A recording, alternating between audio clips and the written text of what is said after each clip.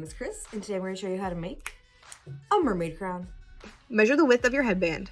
You want it to be at least an inch wide so that you have enough surface area to attach all of the materials.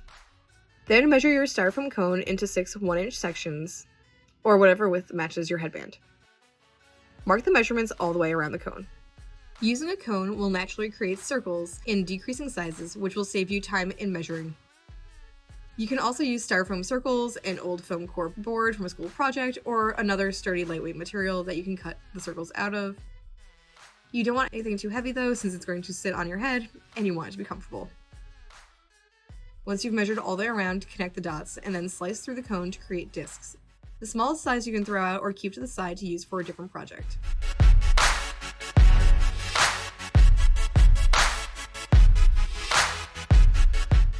Next, you're going to choose what shells and other items you want to use for the crown and arrange them and decide on their placement. The largest items should be in the center as the focal point and then decrease in size towards the edges. You can use whatever materials you want. You can use real shells, you can add in plastic items, beads, pearls, sea glass. It is entirely up to you. Follow your heart. It is going to be your crown and you should love it.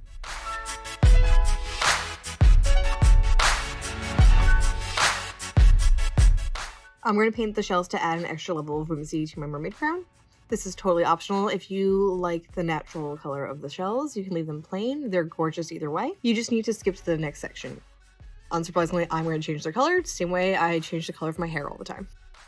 Pick out the colors of paint that you want to use for your crown, and it can be any color of the rainbow. Are you excited for the new Barbie movie that's coming out and you want it to be all shades of pink or gold like Ursula's?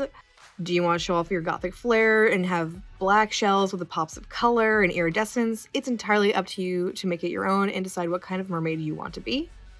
While your shells dry, you are now going to assemble the base of your crown. Arrange the discs so that the largest is in the middle and then match the remaining discs so that the same size sides are face up. Then mark how much of the disc needs to be cut off for it to have the most surface area touching the headband so that it can be glued securely. Cut the discs along the marks that you have made. Hot glue the largest disc into the center of the headband. Glue the rest of the discs into the headband and to the point where they touch each other as well. I forgot to do this, but luckily I have a tiny kid-sized head. If you have an average, adult, or larger sized head, I would highly recommend using a roll of paper towels or another head-sized item to hold the headband stretched open so that it will sit comfortably on your head once everything is glued in place.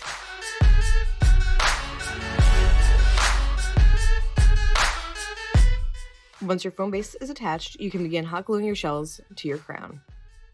You might be thinking, wouldn't 𝐒6000 or epoxy hold better for shells since they're so heavy? No, they do not. Trust me, I've already made this mistake with other projects. Both of those will just eat through your styrofoam and you'll have to start over.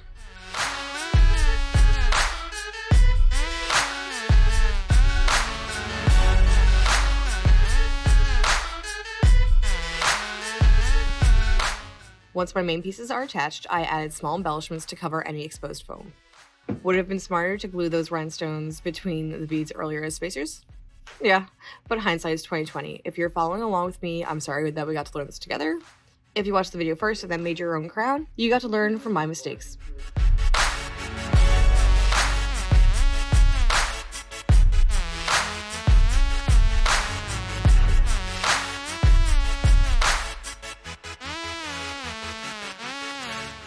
Once everything is attached and the glue has dried, you are all set to wear your crown.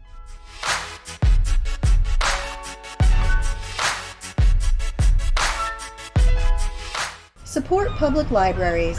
Like, share, and subscribe for more great videos.